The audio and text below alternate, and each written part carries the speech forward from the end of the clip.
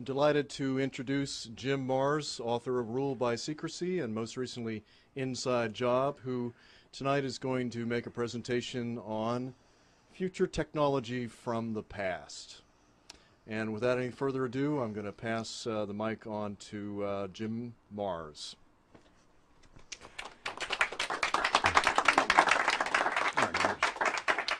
Sorry, I'm kind of getting in the way here. Am I good? Am I good for the camera?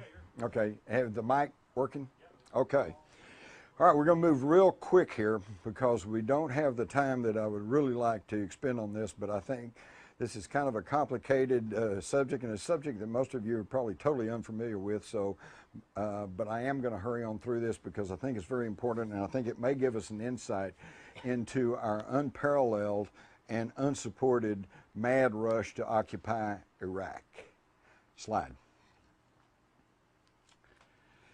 If you go back to the Bible, you find what has been will be again. What has been done will be done again. There's nothing new under the sun. We think that we have the leading edge in technology. We are the apex of the world's civilizations, but I don't think this is true. More and more, despite the foot dragging and naysaying by archaeologists and historians and everything else, we are more and more coming to learn that apparently at one point there was a planet-wide, highly technical civilization on this planet. And something happened, war and or geophysical changes, or both. And what we think of as our history, beginning with the Sumerians, coming up to the Egyptians, Babylonians, and now up to the Greeks, Romans, Western civilization, of course, is what we're primarily talking about. That is nothing but the remnants of an earlier prehistoric civilization. The evidence is everywhere. The round balls of Guatemala, the pyramids all over the world, in China, in South America, Central America, Egypt, the ziggurats in Mesopotamia. All of the evidence is there. But it's only been within about the past 100 years that we've had the technology and or the knowledge to know anything about it. We're still pulling ourselves out of the dark ages. Let me start with a fellow named David Hudson. He was a Phoenix area farmer, and when I say a farmer, this is not a guy with a mule. He was a multi-million-dollar farm corporation. But he was having a hard time of it in the Phoenix area because the heat, the drought, it would dry up the soil, and he was really having problems. So he got the bright idea of putting various acids and chemicals into the ground to see if he couldn't loosen up the soil. And when he did, he noticed that there were some very odd properties to this soil. Slide. He used a copper electrowinning cell to separate the metal from the ground, and he began to come up with these strange little sparkly mineral things that he couldn't quite figure out. And so he took it to some local chemists and local geologists, and they couldn't quite figure it out either. And it turns out that actually what he was dealing with was an unknown, heretofore unknown property, a monatomic element. Slide.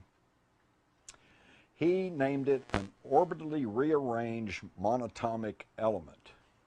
Interestingly enough, ORME we find in ancient Hebrew meaning the tree of life. Isn't that interesting? And the reason he named it this, because these were single atom elements, okay, that were derived primarily from gold, silver, platinum metals. And slide.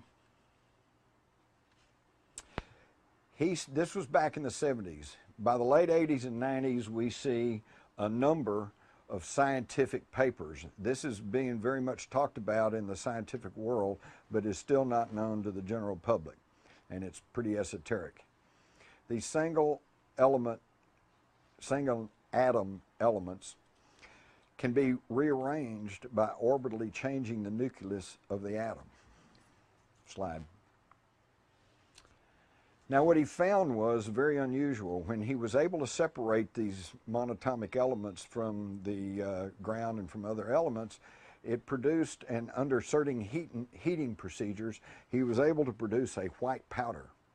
And when you put the white powder in a weighing pan, they found out the pan weighed less than it did before you put the powder in it. So it had some sort of anti-gravity property to it. Then it got stranger because they found out that if you heat treated it to a certain degree, the white powder would disappear. Well, now they really got excited because they thought, wow, you know, here's invisibility perhaps. And of course, then he started attracting attention from the big guys because who wouldn't want an invisible tank or an invisible plane? But what they found out is that they'd stir around in the weighing pan, you know, and say, gee, I wonder where it went. And then when it cooled off and came back to the white powder, it was in the exact same configuration as when they first put it in the pan. In other words, it didn't just disappear. It went somewhere.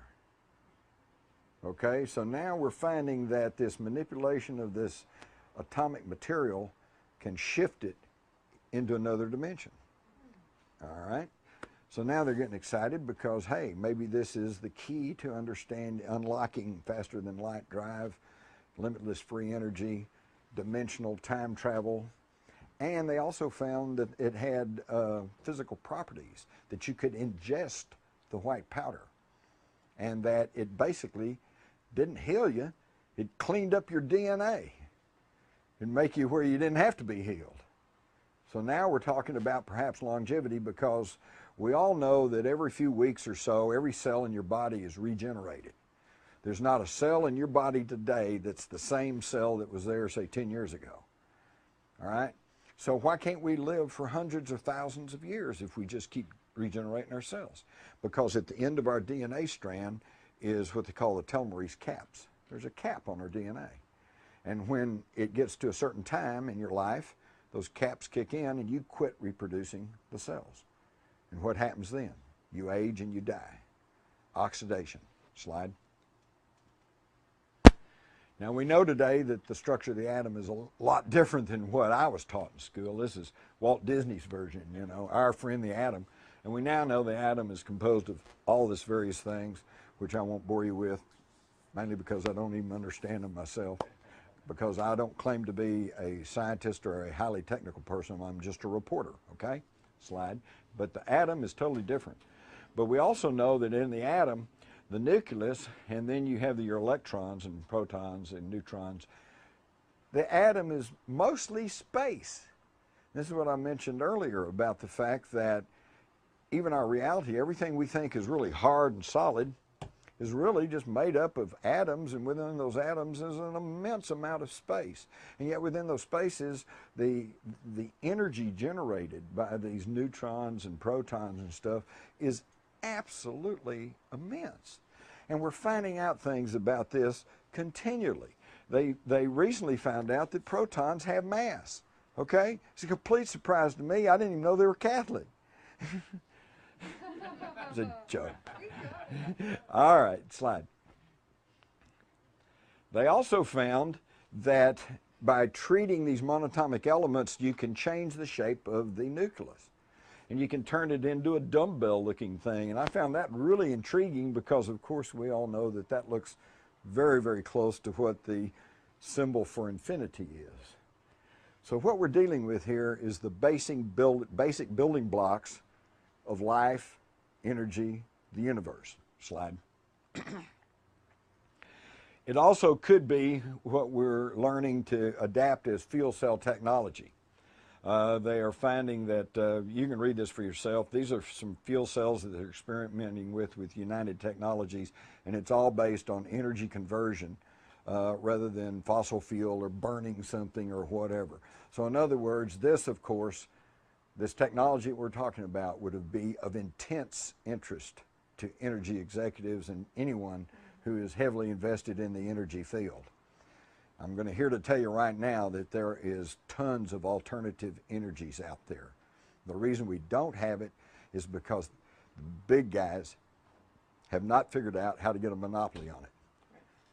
If we go to hydrogen, you can take an electrolyzing plate, you can separate, you know, what's water? H2O, 2-part hydrogen, 1 part oxygen. So you can separate that through electrolyzing, and you can get hydrogen. So we could all get enough hydrogen, so, you know, you can't get a monopoly on it.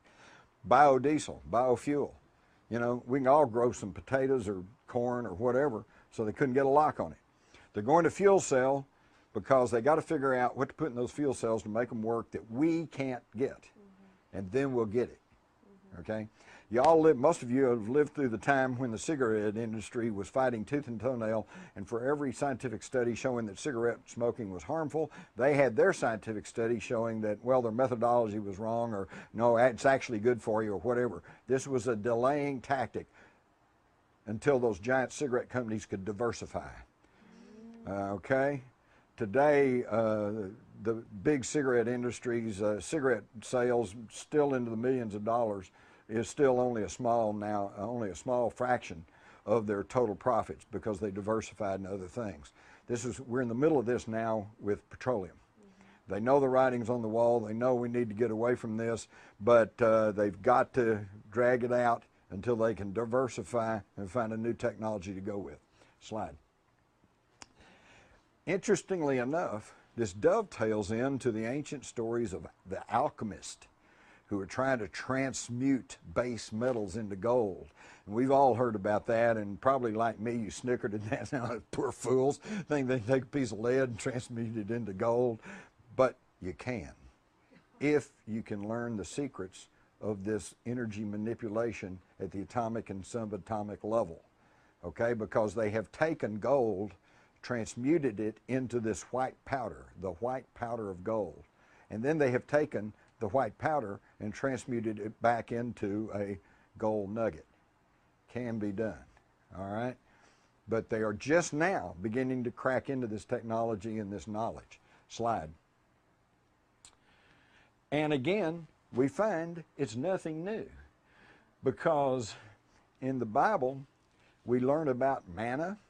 Moses, the manna from heaven, and they said it came from heaven because they'd wake up in the morning and this white powder was strewn all around the ground. Well, you know, and they know nobody came in, there weren't any footprints, nobody left it there, so it must have dropped from the sky. No, they were producing it on Mount Horeb in the southern Sinai, where back in 1901, Sir William Petrie of archaeological fame in Britain discovered what he called an Egyptian temple. And today they call it the Mount of Moses, and they think this is where Moses went. And I've talked to people who have visited there, and they said within sight of this are some mountains where they have ancient gold mines. And there is a foundry in this facility, and this is where probably they were manufacturing this white powder of gold. In fact, Petrie recorded that when they got there and they tore up the flagstones, they found all this white powder there, but they didn't know what it was. So the wind blew it all away.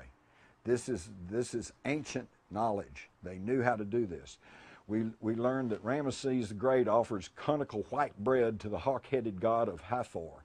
And then down here we see Amenhotep III receives the conical Shem-Anah, or the Methus, okay? And all of that basically means the same thing. Manna in ancient Hebrew means, what is it? They didn't know what it was. But certain of the priesthood, some of this knowledge which had been passed down from earlier civilizations had been passed through the priesthood, through the knowledgeable people, and they knew how to do it, but they didn't know what it was. So it was manna. What is it? Slide.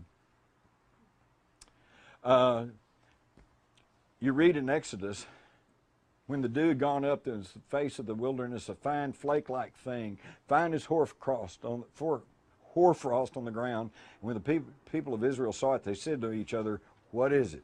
Manna. For they did not know what it was, and Moses said to them, it is the bread which the Lord has given you to eat. And they would take this powder and they mold it into little cakes and stuff, and they'd eat it. This was the manna that helped them survive in the wilderness all this time. Was this the white powder of gold? Slide.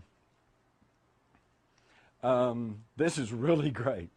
When Moses comes down off the mountain, and he'd been gone for a long time, and he'd gotten the commandments and everything, and the children of Israel had gotten pretty impatient, and they were wanting something better than their lot hanging around there, so they knew something about the gold was magical and had real spiritual property. So they gathered all their gold and they built a golden calf and they were worshiping it. When Moses comes down, he got real angry about it, and he says, Moses' anger burned hot, and he threw the tables out of his hand. He broke them at the foot of the mountain. And he took the calf which they had made and burnt it with fire, ground it to a powder, and made the children of Israel eat it. Okay? What the heck there? So we have these tantalizing things that this is a technology that was known back as far as biblical times. Slide. And then I've already mentioned Mount Horeb. This is a picture of Mount Horeb, and it holds the ruins which included this smelter where apparently they had been, where Moses was actually manufacturing the white powder of gold. Slide. And of course, Moses, and we could get into a huge long discussion here because there seems to be some compelling evidence that Moses is not a name, it's a title, and it means the one true heir to the throne. And that Moses, in actuality, we know from the Bible that Moses was a well-schooled Egyptian. He was a high-ranking Egyptian, and so there's a compelling argument to be made that has been accepted by many people like Mark Twain and Arthur Conan Doyle and many other students of hidden history, that Moses was just kind of a title, and the actual person was Amenhotep III, the Pharaoh, who then had changed his name and incurred the wrath of the Egyptian authorities when he became Akhenaten, the worshiper of the one true God. And that's because he had learned about the one true God through his Hebrew relatives, or the people who had actually raised him, okay? Now, where did the Egyptians learn all this from?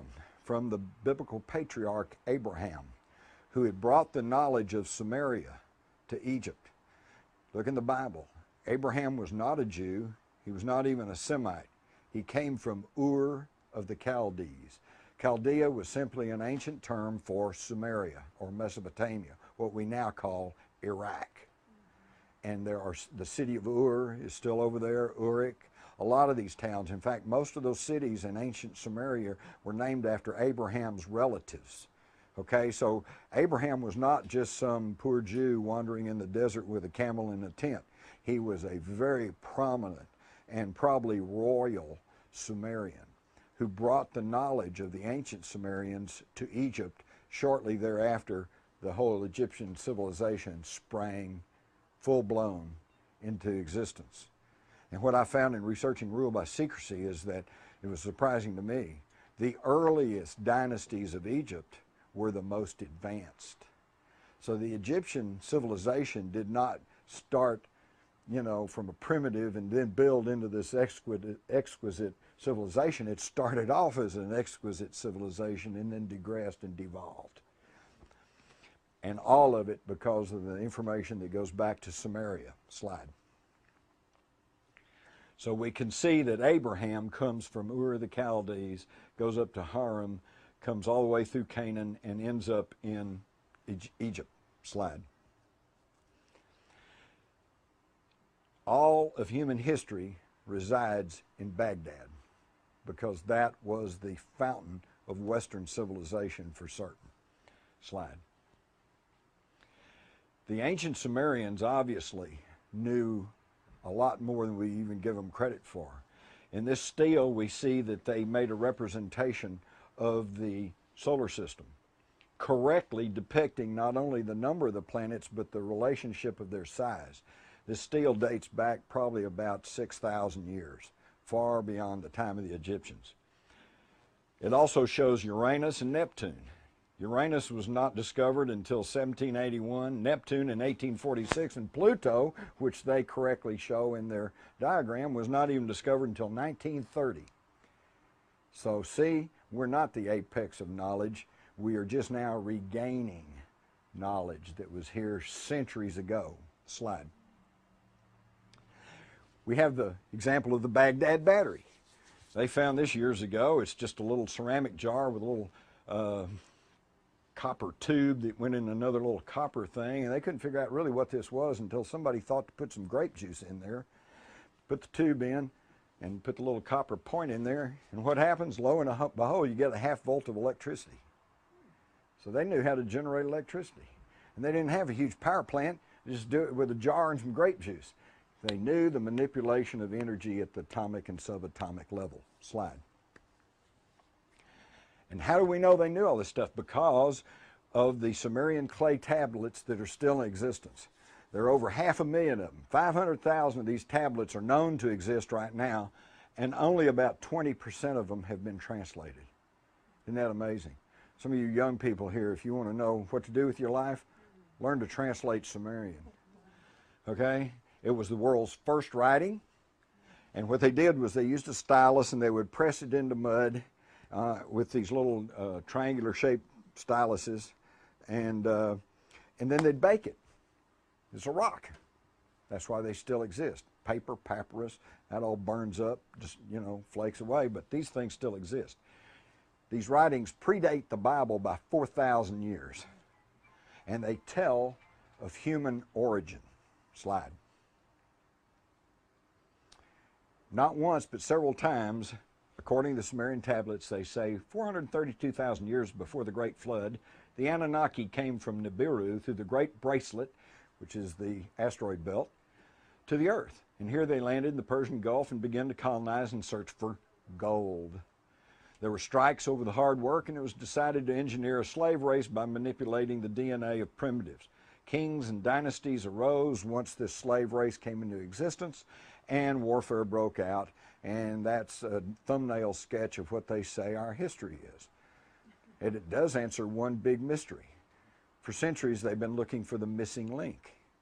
We know Neanderthal existed, and then there was Cro-Magnon, modern man, and they've been looking for the link in between.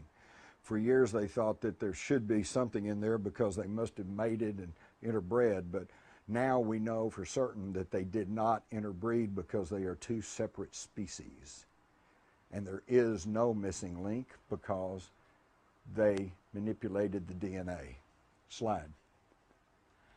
Gilgamesh, the legendary Sumerian king, the world's first epic novel, thought to be mythical, and yet now they have now found what they believe is the tomb of Gilgamesh. The story is amazing. You really ought to read the story of Gilgamesh. He, along with his non-human companion, Enkidu, and we don't know who or what Enkidu was, perhaps a robot, perhaps an organic robot, perhaps an alien, who knows? But they made it very clear that he was not a human. And they go in search, trying to find the ancient gods, looking for the secret of immortality, longevity, the secret of the white powder of gold. Slide.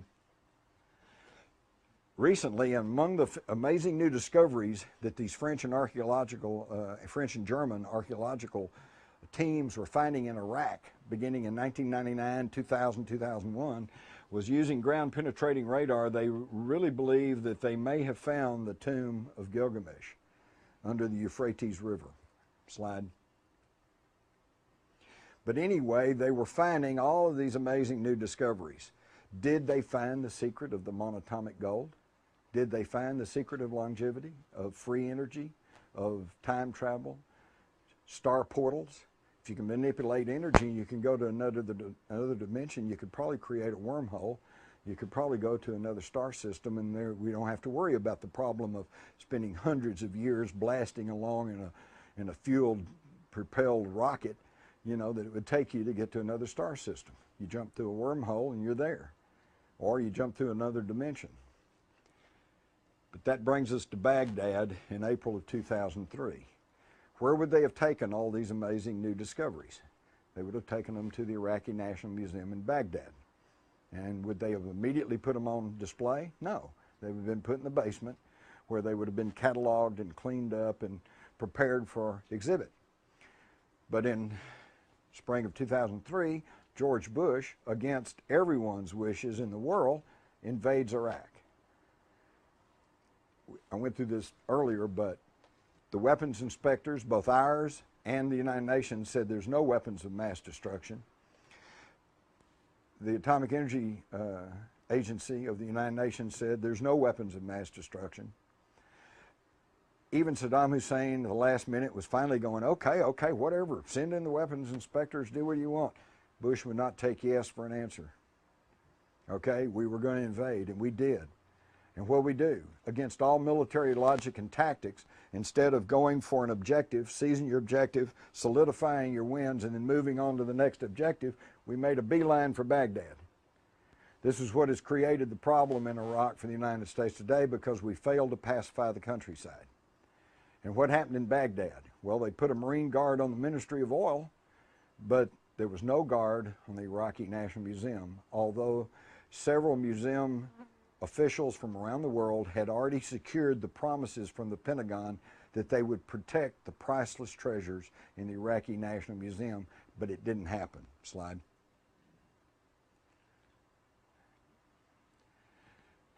This, by the way, is the English version, and on the back is the Arabic version of some flyers that the military occupation forces were handing out.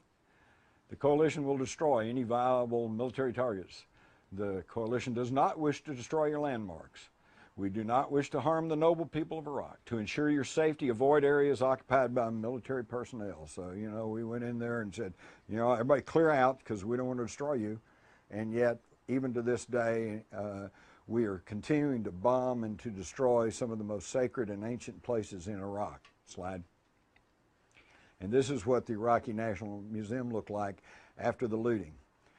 Everyone concerned said the looting was done by an organized band. Now, there were probably and undoubtedly just some street people, some thugs that were hired to go in to give it the appearance of a looting mob. They went in, they sacked a lot of the upper floors, broke into exhibits, this, that, and the other thing. Slide. 170,000 items were looted. Slide. Ancient things dating back God knows how long. Gone. Slide. Safes opened up. Vaults opened up. Slide. Slide. But, of course, we did guard the oil ministry. Slide. Now, oops. Marine Colonel Matthew Bogdanos, Deputy Director of the Joint Interagency Coordination Group that investigated the looting of the Iraqi National Museum on orders of General Tommy Franks. The basement is what we've been calling the inside job. And I will say it forever like a mantra. It is inconceivable to me that the basement was breached and the items stolen without an intimate knowledge of the museum, without a plan, without a conspiracy. From there, about 10,000 pieces were taken, and we've only recovered 650 approximately. That was in an article in Archaeology in January, February 2004. Now, what was in the basement? All the new stuff. Did they get the secrets of the monatomic gold? Slide. We go back again and we learn, and I'm sure some of you have heard that Saddam Hussein considered himself the reincarnated Nebuchadnezzar. You didn't know that? And he was rebuilding Babylon, right? So maybe that was another reason we had to stop him. He might have been trying to restore the grandeur that was once there in this prehistoric civilization. Well, then that behooves us to take a look at King Nebuchadnezzar, and of course we mostly have to go to the Bible, but we find that King Nebuchadnezzar built what the Bible preachers will tell you is the fiery furnace. But what it was actually, and they give you the dimensions of it, it was a big portal made of gold. Okay, again, gold figures into all of this. Was he trying to make the white powder of gold? Well, he wasn't having much success, and he would send his people in there, but he was getting an energy field going because they'd go in there and they'd die. Does that sound a lot like the Ark of the Covenant, which a lot of people theorize may have been a capacitor to manufacture the white powder of gold? Okay, so it really angered Nebuchadnezzar, so he goes and gets 3 Hebrew priests, Shadrach, Meshach, and Abednego, and he brings them there to Babylon, and he says, I want you to make this work for me. And they said, well, you're not our king, and you've conquered our people, and we're not going to work for you. And he says, well, all right, then I'm just going to throw you in there, and then you're either going to sink or swim. You're going to die, or you're going to get this thing working. Because what was Nebuchadnezzar trying to do? Same thing as Gilgamesh. Contact the ancient gods and learn the secret of immortality. Okay? So he takes Shadrach, Meshach, and Abednego, and but interestingly enough, they don't just take them and throw them in there. First, it says they don their hats, coats, and other garments, put on their radiation suits or whatever, and they went in there and they're walking around in there. And Nebuchadnezzar, he's leery of the whole deal, so he's standing back to ask his minions, are they in there? Yeah. Are all three of them in there? Well, actually, there's four of them in there. Four? Who's the fourth one? The Son of God. Where'd this guy come from? Again, an indication that this could have been a portal to somewhere. And if it was the Son of God, I'd like to know what happened to him, because there's never any more mention about that. But after this, whatever happened there, Shadrach, Meshach, and Abednego come out, and Nebuchadnezzar praised them and made them ranking people there in Babylon and gave them the run of the place, because apparently these representatives of the Hebrew priesthood, knew the secrets, or some of the secrets, of the monatomic gold. Slide. Now this brings it up into more modern times. We find out that apparently the Nazis were onto this. We all know from the Indiana Jones movie that the Nazis were all after these occult things and the Ark of the Covenant and everything else. Why? Because they were religious? I don't think so. They were after these ancient secrets. They were after the ancient secrets of energy manipulation. And they began to get some of these secrets because they developed the world's first practical jet fighter, the Me-262, the V-2, the V-1, and when they overran Germany in 1945, what's on the drawing boards? Flying saucers, UFOs. They were working on them. And I have good reason to believe they were actually test flying them. In fact, if that war had stretched on maybe even another 6 months, there's no telling what they might have come up with. And who was in charge of all that? A very mysterious SS general by the name of Hans Kammler. He was in charge of all of their leading edge technology. And he's the one that bought Werner von Braun and von Dornberger and the rest of them from Peenemünde and brought all the rocket research down into Munich. Why? I think because they were closer to the American lines and they wanted to give up to the Americans because they knew they'd be well treated and they knew that they could work their way into America, which is what they did through Operation Paperclip. Now, according to von Braun, he wanted to resume testing of the V-2s, and Kammler told him, no, I'm going to hand the V-2s and you folks over to the Americans in exchange for immunity. But a little later, he told von Braun, I'm going to disappear and you're not going to hear from me again. And sure enough, he dropped from sight. And even though there were reports that Kammler was seen in the United States in the 50s and early 60s, there is no record of what happened to him. But we know that he did not turn over the V-2s or the V-1s. Okay? But yet, if he was in the United States and if he did survive the war, what did he hand over to the Allies in exchange for immunity? The secret of anti-gravity, the secret of the white powder gold, the secret of the manipulation of energy, because he was also tied to experimental work that was done at what essentially was a super collider, super collector in western Poland, the ruins of which are still there. Slide. And we have a lot of tantalizing evidence that the Allies did get hold of such technology, because in this article from the early 1950s, the gravity engines are coming, the G engines, meaning gravity. And we have huge, very prominent aviation pioneers like L.D. Bell saying, we're already working on nuclear fuels and equipment to cancel out gravity. And Bill Lear, developer of the Learjet. All matter within the ship would be influenced by the ship's gravitation alone. They were beginning to crack the door open on the secrets of the manipulation of energy at the atomic and subatomic level. But bingo, it all goes dark. It's like it didn't happen. And when they finally rolled out the Avro car, which was a joint saucer development between Britain, America, and Canada in the late 50s, they rolled out this flimsy looking thing that wobbled around a little bit, and they said, gee, it didn't work. Was this simply a cover for their anti-gravity research? And this leads into the fascinating speculation of, is there a dark, shadow government-run alternative space program? And it even gives me the thought, some of you may be well aware of the controversy over whether or not we actually went to the moon, because of the problems in weight and in thrust and in the expansion, expendable of fuel, that's expending of fuel, et cetera, radiation, because the Van Allen belt stretches, according to Van Allen, for thousands of miles further than NASA wants to admit, which means they would have been bombarded by intense radiation, which would have been fatal. So how do they get through all of this? And there seems to be a legitimate controversy over that. And yet I have spoken to the astronauts, and I'm still not prepared to say we didn't go to the moon. Perhaps we went to the moon using technology other than what we've been told. And maybe even the astronauts themselves don't know. Perhaps they were put in a rocket, and the rocket was shot into space. And during that period when they're blacking out and not all with it, the anti-gravity kicks in, and they're pulled or pushed through this super technology. Speculation, but it could explain that anomaly. And we now also have General Nathan Twining's memo of 23rd of September 1947, where he's talking about UFOs. And he says the phenomena reported is something real, not visionary or fictitious.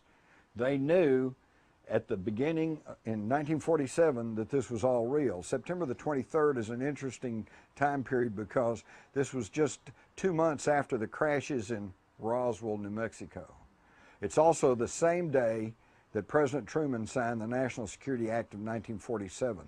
This is what's done us in, folks, because we all know that the National Security Act of 1947 created the CIA.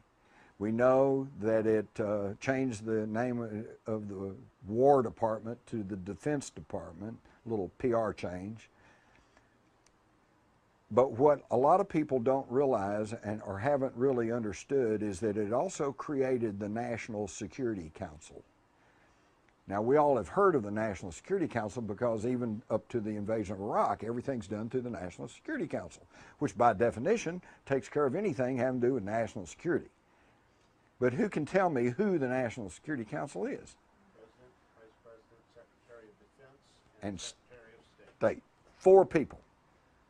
Did y'all hear that? The President, Vice President, Secretaries of State and Defense.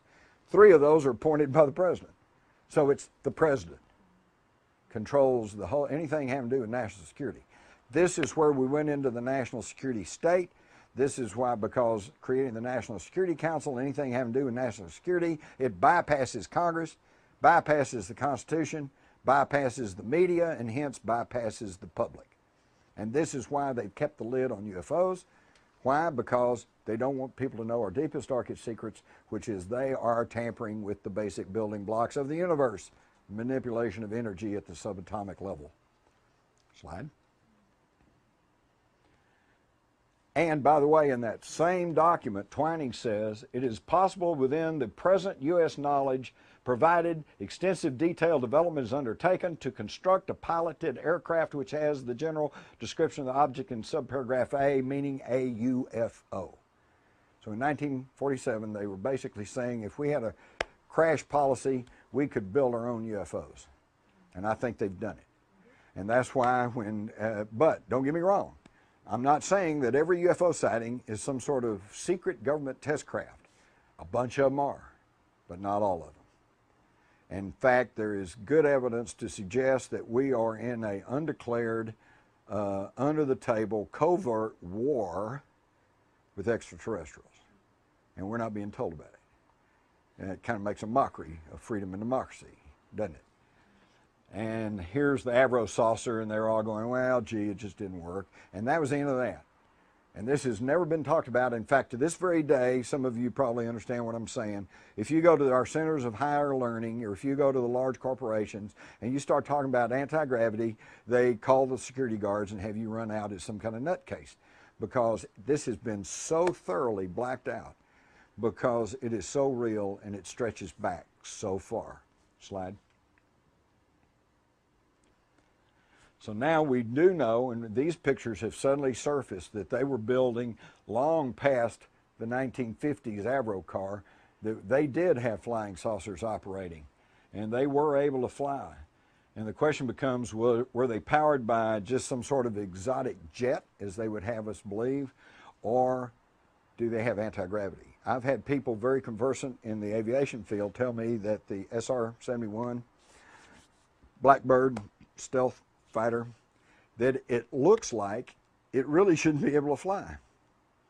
So there is some theory that, yes, it's got jets on it, and yes, they roll it out, and you can see it flame and go down the runway, and it all takes off, but there are leading edges of certain material, and there are some electronics on board that they can kick on, and that we are actually using anti-gravity right now, okay?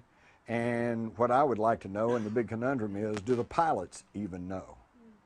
Okay, maybe they're told this is some sort of system, you know, flip this switch here. You know how you do in an aircraft. You got to, everything's written down. You just flip stuff, and you're told basically how everything works. Maybe they're told it's the cooling system or something, you know. So again, we have technology that obviously stretched back through all of human history that's being kept from us. Slide, although I think that's it. Okay. Here are some of the recent sightings of these giant triangular craft. Are they them or us? Are they human ingenuity? Are they shadow government test craft that they're using? Or are they reverse engineering of ET craft? Or are they, and what are they being built for? And why would they test stuff? All of y'all familiar with the flyover Phoenix, Arizona, back in when was that, 97, I believe it? Yeah. Okay. That's a big deal. Big triangular craft. Went over Phoenix, very slow, turned, moved off. But here's a good example of how they cover these things up. This occurred about 8:30 at night. Thousands of people saw this thing. And then sometime between 8:30 and 10:30, somebody contacted the Maryland State Guard and ordered them to fly a training mission to Phoenix to the Barry Goldwater Gunnery Range and drop flares. So about 10:30 that night, they did just that. Now the Phoenix papers were full of this story the next day, but it never went anywhere else. Remember what I said about the distribution of the news? But 3 months later, in June of 1997, USA Today suddenly did a story on this thing that flew over Phoenix, and all the rest of the magpie journalists, they all went, and all of a sudden there was a brief blurb about this whole thing, okay? Well, the official version was, of course, that, well, it was just flares dropped by the Maryland State Guard. So some of the reporters who were a little bit ahead of their fellows actually contacted the Maryland State Guard, and they said, yeah, we flew out there and we dropped flares. They went, oh, okay, case closed. It was just flares. They dropped over, military flares over Phoenix. Nobody bothered to check that they dropped the flares 2 hours after they saw this thing fly over the city. But the key part of that story is that it didn't only fly over Phoenix, one of the most populous cities in the state, but came down the entire length of the state, right through the most populated corridor. Now, if it's a secret government test craft, why in the world would they fly over the most populated area? Why don't they go down to Big Bend in Texas? You know, you could fly around there all night and nobody but, you know, some prospector in a coat would see you. It's amazing. Are they setting us up for the next game after the war on terrorism? If the war on terrorism collapses and all of a sudden nobody's buying that anymore, what's next? Invasion from space? Yeah, give up the last of your liberties so we can protect you from invasion of space. I'm going to leave you with one cheery thought, okay? As we can see, there's lots of evidence that perhaps the reason we had to go into Iraq was to grab these ancient secrets of energy manipulation, the secrets that could open up limitless free energy, which would wreck the oil economy, of course, longevity, which would wreck the medical establishment and the pharmaceutical corporations, which are all based on petrochemicals, by the way, and et cetera, et cetera. Perhaps that's the reason that we had to invade Iraq, to get our hands and get control over this ancient technology. But what worries me is that right now, as we meet right here today, somewhere deep underground probably, there is a covert government-sponsored lab where we have scientists working on this, and they are tampering with the basic building blocks of the universe. And why does that bother me? Because in the spring of 1945 at Alamogordo, New Mexico, when they set off the first atomic bomb, more than half of the scientists working on the Manhattan Project sincerely, devoutly believed that once they started a nuclear chain reaction, they would not be able to stop it. It would ignite the atmosphere and it would incinerate the earth. But they set it off anyway. Whew. Glad we were wrong about that. That's pretty scary. Somebody says, well, let's try this. Flips a switch and the whole universe winks out of existence. Now, again, maybe it's just because of my libertarian instincts, or maybe it's self-preservation. But I think we need to know about this stuff. The time for this military industrial secrecy is over with. If we're going to continue to call ourselves a free people, we have to have free knowledge of what the heck's going on. Now, I was in the military. I was even in Army intelligence. I do realize that there are some secrets, strategies, disposition of troops, etc. There are some secrets that need to be held in true national security. But when they're dealing with all our lives, all our futures, all of our possibilities for life on this planet, I'm afraid that that goes a little bit beyond just national security. Now, thank you for your time.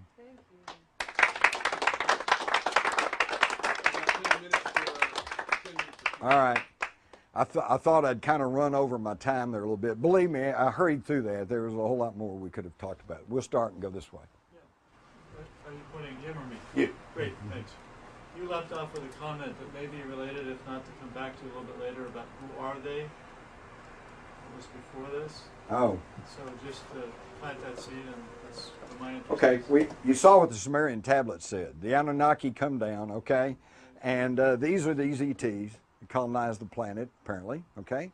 Now, one of the problems they had was they started interbreeding with their worker race, okay? And this produced the men of renown that the Bible refers to as the Nephilim. Go back in Genesis and read what it says. It says the sons of God mated with the daughters of men and created the Nephilim. They are the hybrids. It's us. And then the hybrids, of course, kept going, and that's why on down today, we're all related to these star people, because that's where we came from. But now there are some among us who are more related than others. And this is why, beginning with the Pharaohs, the Babylonians, and the Egyptians, and the Caesars, and the kings, the monarchies of Europe, the Nazis, what was their big concern? The bloodline. The bloodline. Whoever the rulers think that they have the right to rule the rest of us human cattle because they are of the more direct bloodline. And that is your they. Okay, now we could get into names, some of which you would recognize, like the Rockefellers and the Rothschilds, but then there's lots of other names, the black nobility of Europe. Go get a roster of the Bilderbergers and you'll pretty much figure out who they are. So you're saying these aliens brought their workers with them, or they were... No, they created them while they're here. In fact, this fellow back here pointed out that it didn't all start in Mesopotamia, it started in Africa. And he's absolutely correct, okay? But if you read the tablets, you'll find that it gets complicated, but there was a being known as Enlil who was the mission commander. And initially they landed in the Persian Gulf. And initially they began to try to extract gold from the water, but that was a slow, tedious process and they weren't getting much gold. So that's when they decided they had to go out and start excavating for gold. And so now you find ancient gold mines in Africa, in South America, in China, okay? So they were all over the world, okay? And eventually they built up this worldwide civilization which then somehow collapsed, either through wars and or geophysical changes, okay? But their science officer was a being known as Enki. And Enki and Enlil were actually half brothers, and so there was some rivalry there because over who was going to be commander. Enki ends up, this is all according to these tablets that predate the Bible by 4,000 years. Enki ends up in the Abzug, which has been translated as Africa. And it was Enki, there were some strikes, there was some revolts among the Anunnaki who said the work is hard. We don't like being in these mines digging for this gold. And so they were having some problems and they were trying to figure out what they're going to do. And by the way, the reason they wanted the gold was for various reasons, perhaps to produce energy, perhaps to for this white powder manipulation, but primarily to take back to their home planet to repair their ozone layer. And this is the exact same thing that Edward Teller and others have proposed in repairing our own ozone layer, is to put gold, powdered gold, which is a highly conductive metal, and seed it into the upper atmosphere to seal off these ozone holes. Okay, so they said, okay, what are we going to do about this? And Enki is the one who said, well, I got a solution. Instead of abandoning this planet or killing all the workers because they won't work, why don't we create a slave race, a worker race, okay? And interestingly enough, they had the same arguments that we have. They said, well, it's not up to us to play God.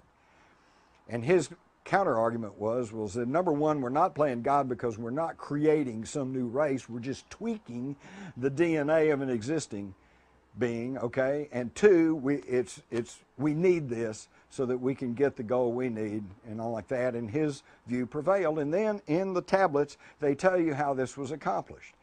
They took the ovum of a primitive earth female, shall we call her Lucy? And they impregnated it with the sperm of a Anunnaki male, and then implanted the fertilized egg in the womb of an Anunnaki female, who carried it to term, did not have a natural childbirth, but had a cesarean childbirth, and it produced what they call the Adama, the Adam, the first hybrid. Okay, and initially these hybrids were like mules. They could not procreate. So they had to keep creating all their workers, okay? It's a long, lengthy, fascinating story. But eventually there was the whole thing here, but eventually they finally tweaked it to the point to where the mules could reproduce, and this is where we have modern man. Yes? What about scientists that have mysteriously died or disappeared? Any connection with these laboratories underground? Are you talking about the microbiologist? Yes, that's pretty spooky too, because I am well aware of that. There's a whole how many are there now? 14 or something like that? 18? There's a dozen or more of the world's most preeminent microbiologists who suddenly, in the wake of the anthrax attacks, suddenly died or disappeared and never been heard from. Why? Because they could have told us where that anthrax came from, even though it's now leaked out that it was weapons grade and that it could only have been produced by the United States. And yet nobody has been caught, nobody's been prosecuted for this. Deadly attack, people died. And it also worries me because if there is another major anthrax attacks against some civilian population, say in Los Angeles or San Francisco or whatever, where are the guys who are going to come say, well, here's what you do about it. Here's the antidote. Well, I just wanted to add something to that. There's some people think that these microbiologists were connected with the study of gene-specific diseases, that maybe SARS is a representative of, and that can affect different populations that maybe have blue eyes or black skin or whatever. When the Israelis like to prevent design a disease that would only attack Arabs. I know it. That's the problem. In fact, yes, they've been working on that ever since Vietnam. In Vietnam, they were trying to come up with some pathogens that would attack Asians. It's really spooky. That's why I say we got to get rid of this secrecy. We got to get rid of this national security state for our own protection. Because, see, here's the whole key to freedom. If I allow any law, any policy which restricts somebody else's freedom, I'm not free. Because once you allow that, then what's to protect you? Nothing. Pastor Martin Niemöller in Germany pretty well articulated that. He said, well, they came for the Jews, but I wasn't Jewish, so I didn't say anything. He said they came for the Masons, but I wasn't a Mason, so I didn't say anything. Came for the Gypsies, but I wasn't a Gypsy, so I didn't say anything. He said when they came for me, I didn't have anybody to turn to. The only way that we can guarantee our personal freedom is to guarantee everybody's personal freedom, even the ones you don't like, even your skinhead Nazis, even your weirdos, even your, yes, even the Republicans. We've got to guarantee everybody's personal freedom, because once you get the ball rolling in curtailing freedom, then there's no stopping it, and there's no guarantee that you won't get caught up in it. And they'll say, everybody with a beard, you go to the camp. Okay? Yes? Could you go into the whole connection with Antarctica and your earlier parts of your presentation? So I've heard a bit about it, but I'm not that clear on it. About Antarctica? Oh my God! Well, we could have another whole presentation on that. That gets into Agartha, the Nazi base down there, Queen Maud's land, which they renamed Neuschwabenland. That was where all the submarines were heading after World War II. And then you get into the more modern times when they found the lake under there, like Vostok, and the warm lake under Antarctica. There's all sorts of stuff going on in Antarctica. Perhaps this is one of the places where they are studying these microorganisms, because if you'll recall, they suddenly had a bunch of doctors and medical personnel that they had to evacuate out of Antarctica. And by the way, I don't know if it's still that way, but at one point they pretty well had it sealed off. Antarctica is one of those places that us free Americans really can't just go to. You can't just say, oh, I want a ticket to Antarctica, I'm going to go down and look around. There's all kinds of stuff, but to me the main concern with Antarctica is the Ross Ice Shelf, because it's melting. All right, the North Pole, the U.S. Navy meteorological station at the North Pole said there will be no ice at the North Pole by 2015, which is pretty close. Okay, now that's not a big deal, because at the North Pole all the ice is sitting in water, so the volume will be the same. You're going to have water instead of the ice. Okay, but Antarctica is a different situation. You've got the Ross Ice Shelf, which is a huge, probably the size of Texas or even bigger, that's sitting on a landmass. And it's not even, it's kind of at a slant, and it's being held essentially by an ice pin, okay, that's keeping it from sliding off into the South Atlantic, and that ice pin is melting, just like the North Pole. And by the way, they talk about global warming, but let me tell you something. It's bigger than that. The ice caps on Mars are melting. The sunspot activity, they say, well, we're going through a cycle, but it'll calm down, but it hadn't calmed down. There are other perturbances that they've noted on some of the other planets. This is a solar system-wide thing. Now, it doesn't mean it's doomsday, maybe it's just cyclic, we don't know, we haven't been here that long. But and I'm not trying to say there's no global warming, but it's not just global warming, and global warming is not just the results of our energy policies and automobiles, although that's certainly obviously not helping matters.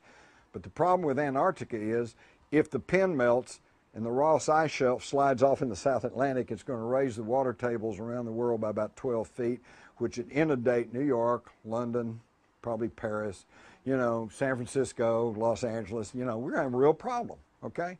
And this probably will all happen within our lifetime. So what do y'all do about it? Beats me, you're going to have to decide for yourself. But I know I'm in a very solid place in Texas, and I have an underground house with a log house sitting on it, my own well, and I'm there, and that's no guarantee. I've since coming out here, I've had a lot of people tell me there's going to be a terrorist attack on September the 27th. Oh no, I'll be in Australia. So a lot of good's going to do me, right? So what I say, my game plan is hope for the best and plan for the worst. Why are these aliens at war with us? They're not at war with us, we're at war with them. Okay. Because they want to keep this, they want to keep all this secret.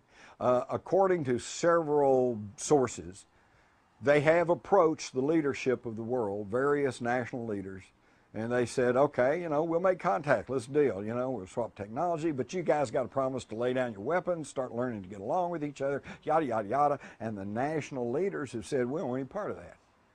I'm in control here, and I don't want to give it up. And that seems to be the problem. And that may indeed be the reason for these abductions, because they have given up on trying to contact national leaders, and now they're just making individual contact with ordinary people. And slowly, if you all think back, say 15, 20 years ago, if you talked about, if I stood up here and mentioned an alien abduction, y'all would just run me out of the room. It's like, well, you're just a crazy man. And a lot of you probably still thinking, I don't know about this guy, but at least we've gotten to the point now where we can talk about it. And another 10, 15 years will be, oh yeah, I know somebody had an alien abduction, or maybe they're here. You know, we have to acknowledge that that this is a real issue, and that it is real. And it's like Twining said in 1947, it's not hallucinatory or fictitious. This is real, and it is real. And let me tell you something here. If you guys, obviously you all are interested in what's going on in the world, or you wouldn't be here today. But let me tell you something. If you try to figure out what's happening in the world today and try to figure out geopolitics, and you turn your back and ignore the UFO ET connection, you'll never figure it out, because you're missing a big piece of the puzzle. And that's why we're in such difficulty here. You got guys in Washington who, they don't want to hear anything about UFOs. Go to the news media, they run you out of the office to try to talk about UFOs. So how can they possibly figure out what's really going on, because they're ignoring a big portion of the equation? I've got a lot of questions. Oh my God. What about the whole fundamentalist thing, and the born-agains, and the prophecies, and Armageddon, and what's going on in the Middle East and Israel? Well, that comes back again. Well, Okay, the fundamentalists. Why they call fundamentalists? Because they say the Bible is the inerrant Word of God, and you believe everything that's in there, especially that verse that says, "Thou shalt not suffer a witch to live." So let's go burn the witches. Where's the witches? Well, then you go back and study history. Back in the Middle Ages, they burned the witches. And who were the witches? Number one, women. Number two, they were midwives.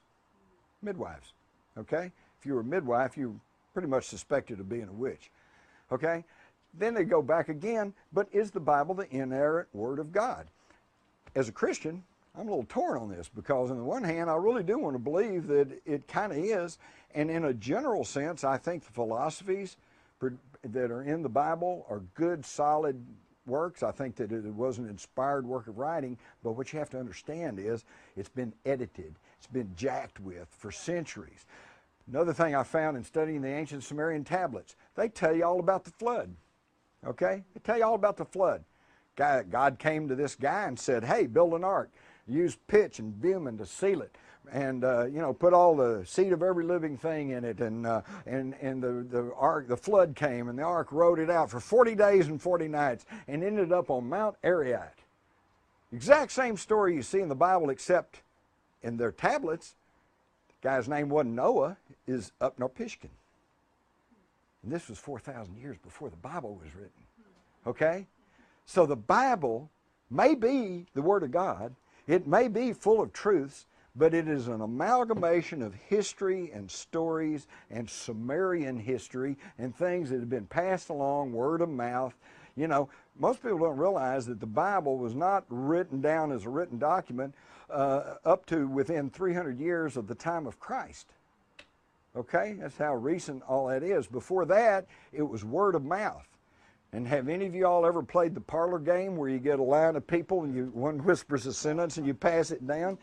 It gets pretty garbled in the translation, okay? Then that's the problem we have. But it even gets worse than that, because then you get the Council of Nicaea, where the Pope Constantine decides, here's what goes in, here's what stays out. Oh, this kind of promotes women in the church. We don't want that. That goes out. You know, da-da-da-da-da, okay? So you've got to understand that the Bible in fundamental ways may be very true and may be very inspired, but that in details it's been, even the Bible scholars will tell you, it's been heavily redacted, which is a fancy word meaning edited. Okay? Is that it? Thank you all.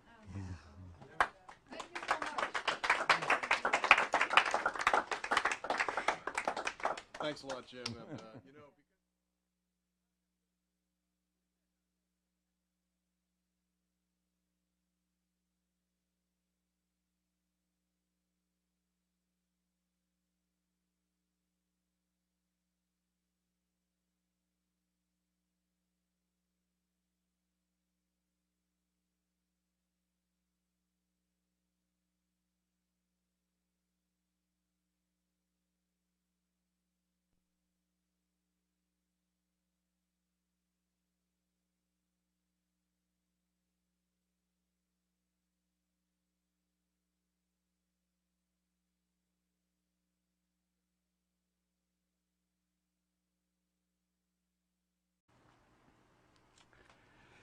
you go back to the Bible, you find what has been will be again. What has been done will be done again. There's nothing new under the sun. We think that we have the leading edge in technology. We are the apex of the world's civilizations, but I don't think this is true. More and more, despite the foot dragging and naysaying by archaeologists and historians and everything else, we are more and more coming to learn that apparently at one point there was a planet-wide, highly technical civilization on this planet. And something happened, war and or geophysical changes, or both. And what we think of as our history, beginning with the Sumerians, coming up to the Egyptians, Babylonians, and then all up to the Greeks, Romans, Western civilization, of course, is what we're primarily talking about. That is nothing but the remnants of an earlier prehistoric civilization. The evidence is everywhere. The round balls of Guatemala, the pyramids all over the world, in China, in South America, Central America, Egypt, the ziggurats in Mesopotamia. All of the evidence is there. But it's only been within about the past 100 years that we've had the technology and or the knowledge to know anything about it. We are still pulling ourselves out of the dark ages. Let me start with a fellow named David Hudson. He was a Phoenix area farmer, and when I say a farmer, this is not a guy with a mule. He was a multi-million-dollar farm corporation. But he was having a hard time of it in the Phoenix area because the heat, the drought, it would dry up the soil, and he was really having problems. So DNA strand is what they call the telomerase caps. There's a cap on our DNA. And when it gets to a certain time in your life, those caps kick in and you quit reproducing the cells. And what happens then? You age and you die. Oxidation. Slide. Now we know today that the structure of the atom is a lot different than what I was taught in school. This is Walt Disney's version, you know, our friend the atom. And we now know the atom is composed of all these various things, which I won't bore you with, mainly because I don't even understand them myself, because I don't claim to be a scientist or a highly technical person. I'm just a reporter, okay? Slide. But the atom is totally different. But we also know that in the atom, the nucleus, and then you have your electrons and protons and neutrons. The atom is mostly space. This is what I mentioned earlier about the fact that even our reality, everything we think is really hard and solid, is really just made up of atoms, and within those atoms is an immense amount of space. And yet within those spaces, the energy generated by these neutrons and protons and stuff is absolutely immense. And we're finding out things about this continually. They recently found out that protons have mass. Okay? It's a complete surprise to me. I didn't even know they were Catholic. It's a joke. All right, slide. They also found that by treating these monatomic elements, you can change the shape of the nucleus. And you can turn it into a dumbbell-looking thing. And I found that really intriguing because, of course, we all know that that looks very, very close to what the symbol for infinity is. So what we're dealing with here is the basic building blocks of life, heating procedures. He was able to produce a white powder. And when you put the white powder in a weighing pan, they found out the pan weighed less than it did before you put the powder in it. So it had some sort of anti-gravity property to it. Then it got stranger because they found out that if you heat treated it to a certain degree, the white powder would disappear.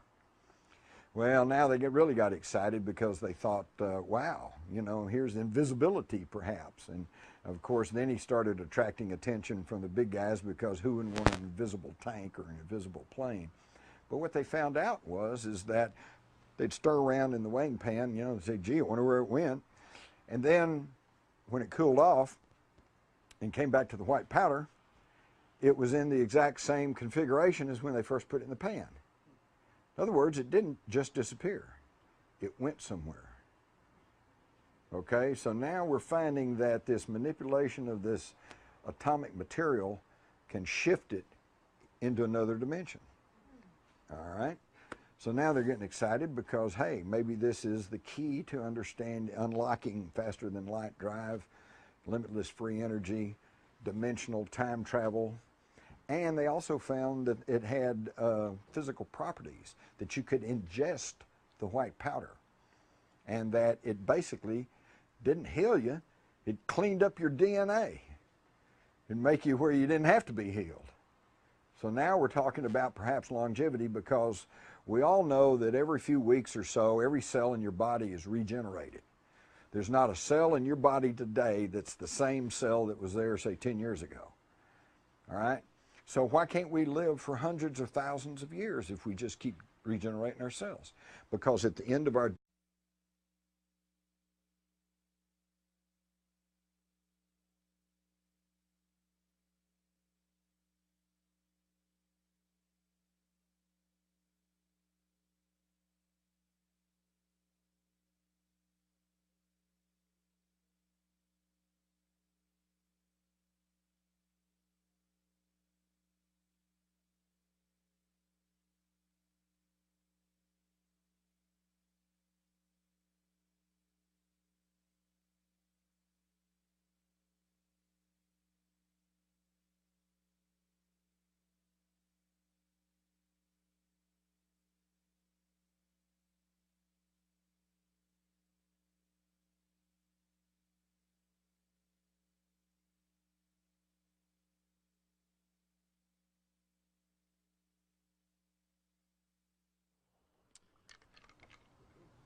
I'm delighted to introduce Jim Marrs, author of Rule by Secrecy and most recently Inside Job, who tonight is going to make a presentation on future technology from the past.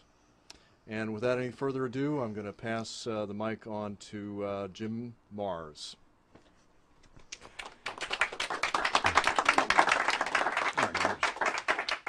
Sorry, I'm kind of getting in the way here. Am I good? Am I good for the camera? Okay. Have the mic working? Okay. All right, we're going to move real quick here because we don't have the time that I would really like to expend on this, but I think this is kind of a complicated subject, and a subject that most of you are probably totally unfamiliar with. So, but I am going to hurry on through this because I think it's very important, and I think it may give us an insight into our unparalleled and unsupported mad rush to occupy Iraq. Slide. Got the bright idea of putting various acids and chemicals into the ground to see if he couldn't loosen up the soil, and when he did, he noticed that there were some very odd properties to this soil. Slide. He used a copper electrowinning cell to separate the metal from the ground, and he began to come up with these strange little sparkly mineral things that he couldn't quite figure out. And so he took it to some local chemists and local geologists, and they couldn't quite figure it out either. And it turns out that actually what he was dealing with was an unknown, heretofore unknown property, a monatomic element. Slide. He named it an orbitally rearranged monatomic element. Interestingly enough, ORME we find in ancient Hebrew meaning the tree of life. Isn't that interesting? And the reason he named it this, because these were single atom elements, okay, that were derived primarily from gold, silver, platinum metals. And slide. This was back in the 70s. By the late 80s and 90s, we see a number of scientific papers. This is being very much talked about in the scientific world, but is still not known to the general public, and it's pretty esoteric. These single atom elements can be rearranged by orbitally changing the nucleus of the atom. Slide. Now what he found was very unusual. When he was able to separate these monatomic elements from the ground and from other elements, it produced, and under certain heat